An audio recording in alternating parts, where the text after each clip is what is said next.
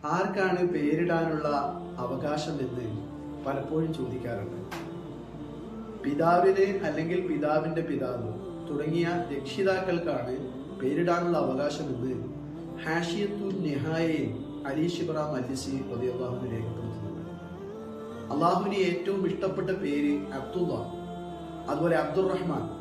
ഇമാം മുസ്ലിം റിപ്പോർട്ട് ചെയ്ത ഹദീസിൽ കാണാം, ഇന്നക്കും തുദഅന യൗമൽ ഖിയാമത്തി ബിഅസ്മാഇകും വഅസ്മാഇ ആബായികും ഫഹസ്സിനു അസ്മാ. നിങ്ങളുടെ പിതാവിന്റെയും പിതാവിന്റെ പിതാവിന്റെ ഒക്കെ പേര് വെച്ചുകൊണ്ടാണ് ഖിയാമത്ത് നാളിൽ മലക്കുകൾ നിങ്ങളെ വിളിക്കുക എന്നാണ്. അപ്പൊ നിങ്ങൾ നല്ല പേരിടണം എന്ന് ഇമാം അഹ്മദ് റളിയല്ലാഹു അൻഹു റിപ്പോർട്ട് ചെയ്യുന്ന ഹദീസിൽ കാണാം. എന്നാൽ ഇമാം നബി റളിയല്ലാഹു അൻഹു പറയുന്നുണ്ട്, അള്ളാഹ്ക്ക് മാത്രം പ്രത്യേകമായ അർ-റഹ്മാൻ, ഖുദ്ദൂസ് തുടങ്ങിയ പേരുകൾ സെലക്ട് ചെയ്യുന്നത് ഹറാമാണ് എന്ന് ഷറഹ് മുസ്ലിം 14-ാം വാള്യം 368-ാമത്തെ പേജിൽ കാണാം.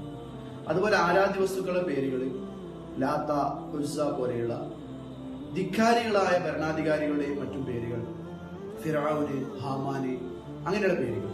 അതുപോലെ ഷെയ്ത്താന്റെ പേരുകൾ വലഹാൻ, ഹൻസബ്.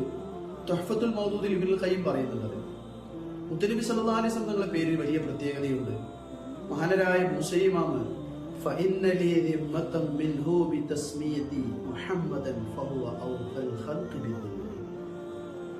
എനിക്ക് മുഹമ്മദ് എന്ന് പേരിട്ടതിനാൽ എന്നെ തങ്ങൾ സംരക്ഷിക്കുമെന്നൊരു വിശ്വാസം എനിക്കുണ്ട്. മറ്റെല്ലാവരെക്കാളും ആ സംരക്ഷണ ഉത്തരവാദിത്വം കൃത്യമായി നിർവഹിക്കുന്ന നേതാവാണ്. ആ ഒരു ഉറപ്പിന്റെ മേലാണ് എനിക്ക് സമാധാനമുള്ളത് എന്ന് ഇമാം ബുസ്രി പറയുന്നു. ഇല്ല എന്ന് പറയുമ്പോൾ അവർ അവലക്ഷണമായി കാണുന്ന പേരുകൾ, ഉദാഹരണം ബർക്കത്ത്, അവിടെ ഉണ്ടോ? ഇല്ല എന്ന് പറയപ്പെട്ടൊരു സാഹചര്യം വരുന്ന അത്തരം പേരുകൾ ഉപേക്ഷിക്കണമെന്ന് മഹാന്മാർ രേഖപ്പെടുത്തുന്നുണ്ട്. അള്ളാഹു നമ്മെ അനുഗ്രഹിക്കും.